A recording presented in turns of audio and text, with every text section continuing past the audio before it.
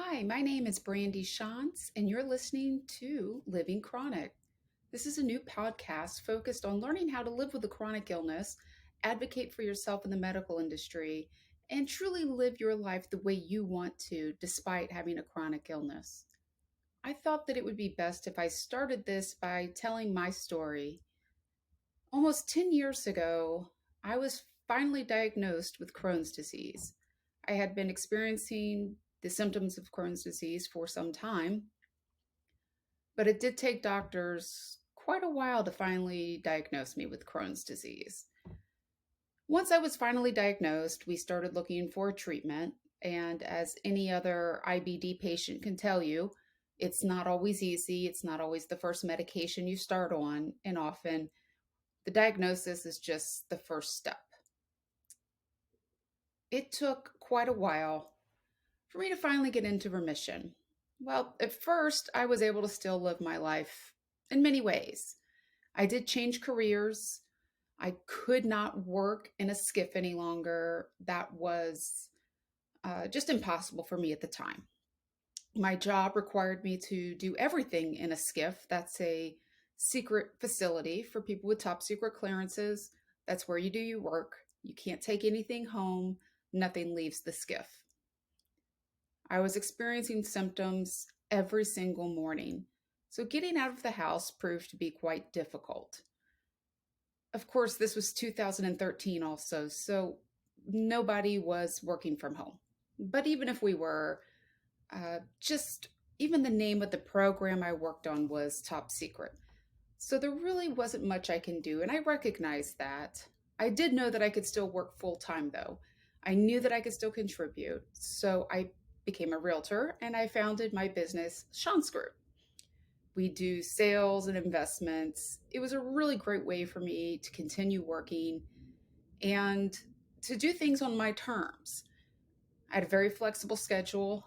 I scheduled my days so that I would do all admin, phone calls, things of that nature from home in the mornings. And then all of my appointments, meetings, things that required me to leave the house, I did those in the afternoon. And that worked for me. I also was able to continue running, which is my passion. I'm always running. It brings me a sense of peace. It brings me a sense of joy. If I'm having a really bad day, I know that a run will make me feel better or at least clear my mind. If I'm having a great day, then a run just makes it better. I even was able to do some triathlons during this period. Unfortunately, I just still was not completely in remission. Around 2016, mid year, things started to become much worse for me. I could feel my Crohn's becoming more severe. I was experiencing more severe pains. I had an inability to do the things I used to do. And by the time I got to the end of 2016, I was finally competing in my last race of the year. That was Ironman 70.3 North Carolina. I barely made it across the finish line. I remember being so thankful that they handed out pajama pants back then because I needed them. From there, it only got worse. In 2017, I woke up one morning and tried to go for a run, something I've done every day for years. That day, I got across the street and collapsed. That started about 2 years of true hell for me. I was doing everything I could, going to every doctor. I tried every single possible diet, the elimination diet, the autoimmune protocol diet. You name it, I was trying it, and it just did not work. I finally decided to switch up doctors because I was not getting anywhere and I had completely lost everything that I loved. I could not run. I could not bike. I could not swim. I couldn't get up to go to work in the morning. The fatigue was so severe, I would just fall asleep anywhere, on the couch, on my computer, Sometimes in the hallway, my husband can tell you stories about just covering me up, making me comfortable because I would fall asleep wherever. Finally, I got to a new doctor, and that doctor decided that I should up my Humira to once every single week instead of once every other week. And finally, it did work. I was starting to feel better. There were fewer nights that I was up with the pain. I was starting to eat a little bit more normal again. I was really starting to feel like myself. So much so that I decided to jump back into training. And I signed up for all the races in 2020. I was going to do Ironman 70.3 Chattanooga. I was going to revisit Ironman 70.3 North Carolina and really triumph with that one because that one I really wanted to do again. I failed so miserably the last time just because of the Crohn's. It was something that meant something to me. So I started training and training hard. And that's when, in February of 2020, I started experiencing fatigue, severe muscle pain, and inability to exercise. Being an athlete, the first thing I thought was I must have overtraining syndrome. For those of you who don't know, every athlete out there knows all about overtraining syndrome. It's pretty easy to get into.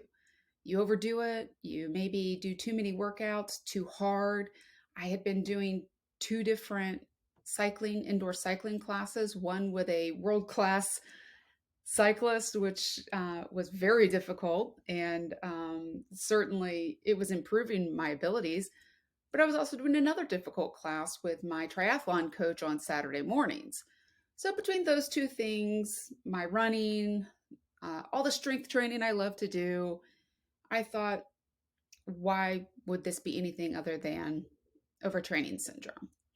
So I worked with my coach, dialed back the intensity, dialed back the volume, and I really did a great job of resting and relaxing, which is difficult for me. I'll run through anything. But I did what I was supposed to. And unfortunately, those feelings just didn't go away. I had sharp pains in my quads that felt like I had ripped them. And I just could not get back out no matter how much I rested. Unfortunately, that coincided with the pandemic and the lockdowns. Being immunocompromised, and all of my fellow immunocompromised people remember this, I was flat out told, unless I'm dying, don't come to the hospital. Don't make an appointment with a doctor. We don't have time for this. So I stayed home, waiting, trying to figure out what to do next. And that's when some of the other symptoms began. I had shortness of breath that just came up out of nowhere. I'm still having difficulty running. I've given up on cycling and swimming. Can't even go anywhere to swim, but I can still run. But it was difficult. And then I started having the shortness of breath. This is not something that a runner expects to happen. I got in my car, drove down to the little COVID line so I could get my test. I tested negative, so that wasn't COVID. But it still felt like I was gasping for air. And then the chest pains began. And at this point, I realized I need to go see my GI. That's the only thing that's ever been wrong with me. I'm a healthy person. If you look at my health record, other than having Crohn's disease, I'm actually extremely healthy. So it never even occurred to me to go anywhere else. I went to my GI. And he said that the inability to exercise wasn't his problem. The shortness of breath, he doesn't think that I would just suddenly develop asthma at my age. I'm in my mid 40s, by the way. And he thought, maybe it's nothing. Maybe it's just GERD. So I got a prescription for GERD. But it persisted. The prescription wasn't helping me. I still had the chest pains. I still had the shortness of breath. I still had the inability to exercise. And then things started escalating. I started getting numbness and tingling in my arms and legs. I also started getting more severe chest pains and shortness of breath. And that's when one day I thought, oh my goodness, I'm having a heart attack. And I did go to the ER. No surprise, they came back and said, well, you're healthy. As a matter of fact, you were an athlete. Yep, No kidding. I'm an athlete. Why is this happening to me? But there were no answers. I did all of the heart tests, came back perfect. I took a test to see if I'd become asthmatic. That came back negative. But the pain in my chest persisted. The numbness and tingling in my arms persisted. My legs. Then in February of 2021, things went downhill very fast. I was at least doing some running, even if it was not what I used to do. And I think that was part of the problem. And it's certainly something that I've thought a lot about and we'll be talking about more on this program. Doctors are not used to athletes. They don't know anything about exercise science. So when I said I was still running, they just shrugged it off and thought nothing's really wrong. Never mind the fact that I went from training for an Ironman at a very great pace to slowing down my run, my body suddenly just stopping for no apparent reason. I had no exercise science explanation. I just stopped. They just had no explanation for that, and it didn't seem to concern them. But then there was February 2021. I could not run at all. My slow pace that I slowed down to was around an 8:30, 8:45. Suddenly I'm doing a 10 and a half minute mile and it's painful and I can only run maybe 5 minutes and I have to stop. For probably 2 to 5 days after that attempt at running, I wouldn't be able to move. I couldn't do a back-to-back workout. I could not even attempt to run 2, 3, 4, 5 days after that workout. It was too painful. And things started getting worse fast. We love to spend time outdoors. We have a boat. I'm always outside running, walking the dogs, whatever it may be. And all of a sudden, as soon as I went outside, I started getting a rash all over my neck and chest from the sun. Something I've never had before. The muscle myalgia, that tightness, continued to get worse. I kept going to see a massage therapist. She would work on me, and an hour later, I was just as tight and knotted as before I got there. I felt so terrible because there was just no way for me to explain that it wasn't her fault. I just couldn't get rid of the muscle tightness. And it continued until I eventually lost my ability to walk. As I was going through this in 2021, I realized these doctors weren't helping me. I kept going in to see doctors. I heard the same thing every time. You feel like you're in overtraining syndrome? What's that? We don't know what that is. Or, well, your blood work came back normal. You must be fine. I clearly was not fine. I was not okay. In addition to all of this, I was having severe mood swings. I was experiencing suicidal thoughts.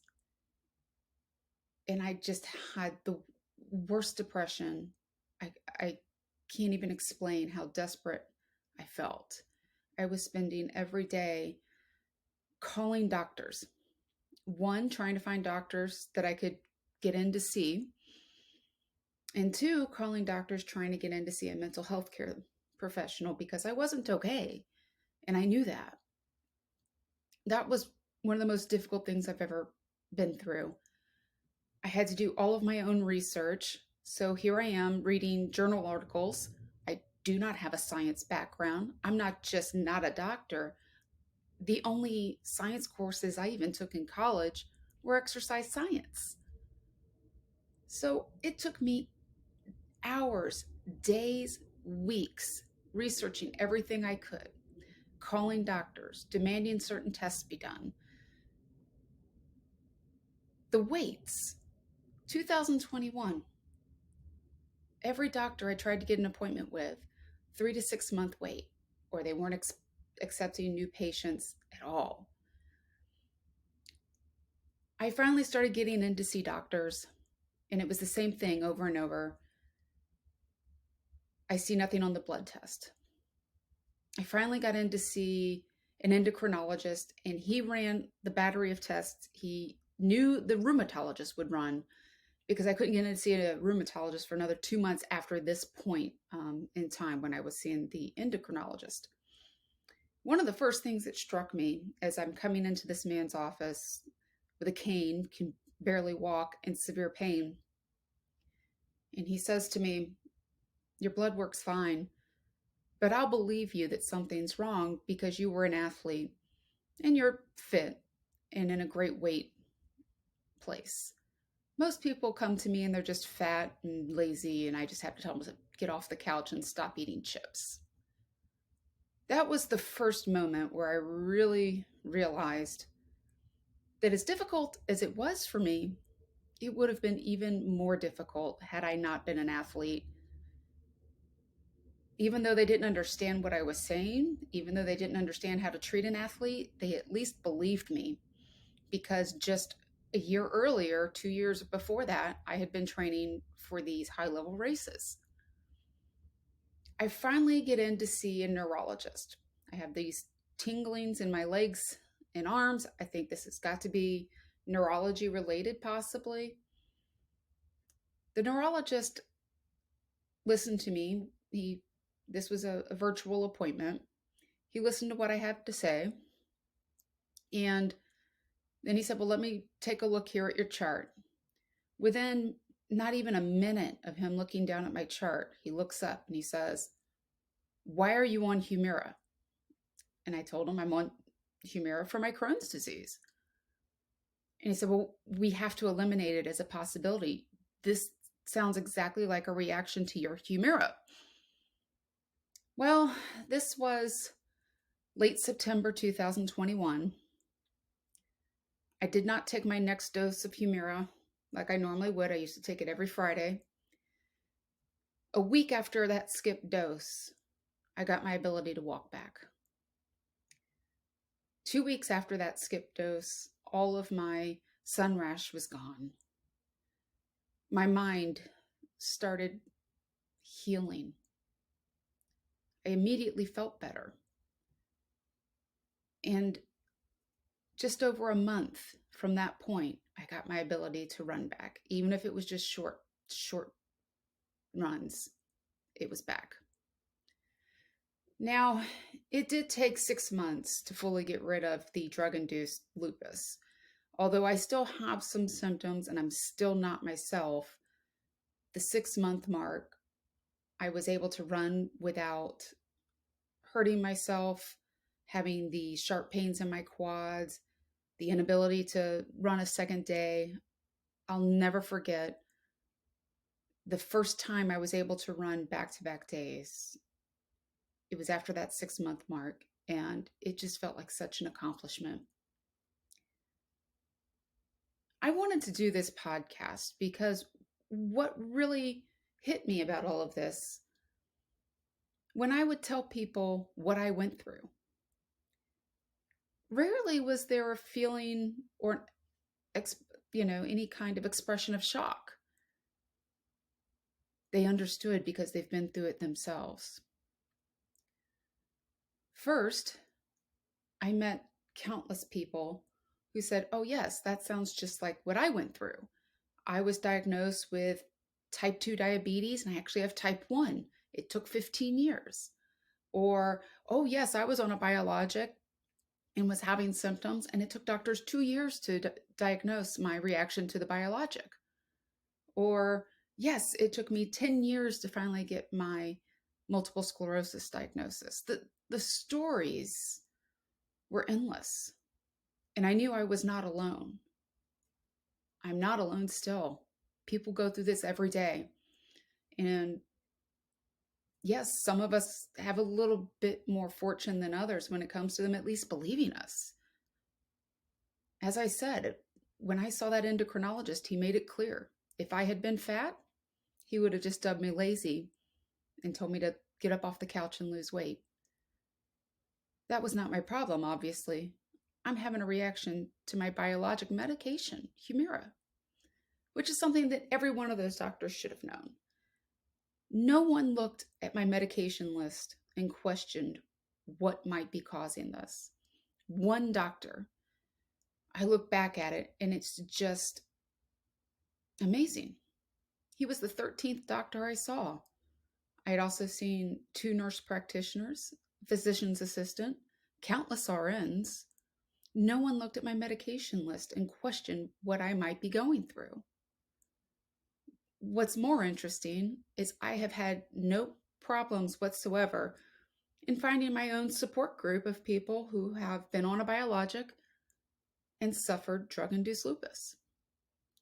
So I've been told by doctors, attorneys, over and over again, oh, it's so uncommon. Who would have ever thought you would get drug-induced lupus? Well, it can't be too uncommon because I keep meeting people who have experienced it in my own life. My neighbor came to me one day and said, didn't you go through drug-induced lupus? And I said, yes, I'm still recovering. And she said, would you please speak with my friend? She's going through it right now. This is not that uncommon. And as chronic illness patients, as people, as humans, it's so important for us to learn how to advocate for ourselves in the medical community. There's no reason anybody should go 19 months without a diagnosis. And I've learned a lot over this time. I've learned how to do better research for somebody who is not a medical professional or even with a science background. I've learned how to stand up to doctors because they don't know everything.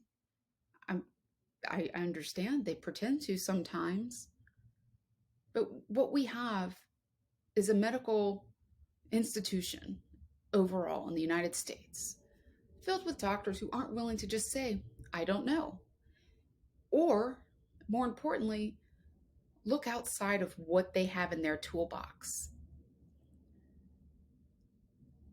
Biologics, we all read the warnings. I read the side effects. I was fully expecting lymphoma potentially. This was not outlined for me. And in my research, I found a lot of other people who had the exact same symptoms I did. So it's really appalling that doctors are not required to understand all of the reactions possible with a drug that they prescribe, and frequently. Every GI doctor and rheumatologist out there can tell you they prescribe Humira frequently. They prescribe biologics, TNF inhibitors frequently. They should know how to identify that reaction. I lost 2 years of my life, and the only thing anybody will say to me is, oh, well, it happens. So that's why I wanted to start this podcast. It's because people weren't necessarily surprised at what I went through. There are many of us who deal with this day in and day out. So I want to do something for us. I want to do something that we can really learn from, all of us. So I wanted to start this podcast so we can discuss our own experiences, really dive into how to advocate for ourselves in the medical community, and hopefully make some change policy-wise, within hospital administration, maybe even just among doctors who might listen to the show or hear our stories, to understand that they need to understand how patients are dealing with the medications that they prescribe, how patients are trying to live their life. It's not enough to just be alive. I don't want to just be alive. I want to live. And that's what we need doctors to understand and hear, that we need to be able to live. So as I film this podcast, I'm going to be interviewing friends of mine who are also fellow chronic warriors. I'm going to be interviewing doctors, attorneys, people from all walks of life who have experienced trauma, chronic illness, misdiagnosis, and who are doing their best to try to live their best lives. And hopefully my experience can help some others out there. And hopefully my experience will make some people think. And more than anything, what I want to come out of this podcast is change. We need to make change. We need to make life better for chronic patients, for our families, for our friends, for our loved ones. I always ask the question, what do you wish you knew when you were first diagnosed with a chronic illness? And I'm going to ask that question a lot throughout this podcast. There's a lot I wish I knew, and I'll touch on all of those things in various episodes. The number one thing I wish I knew was how to advocate for myself, how to say, no, no, doctor, you're not the expert. There is something wrong with me. No, doctor, we need to change this.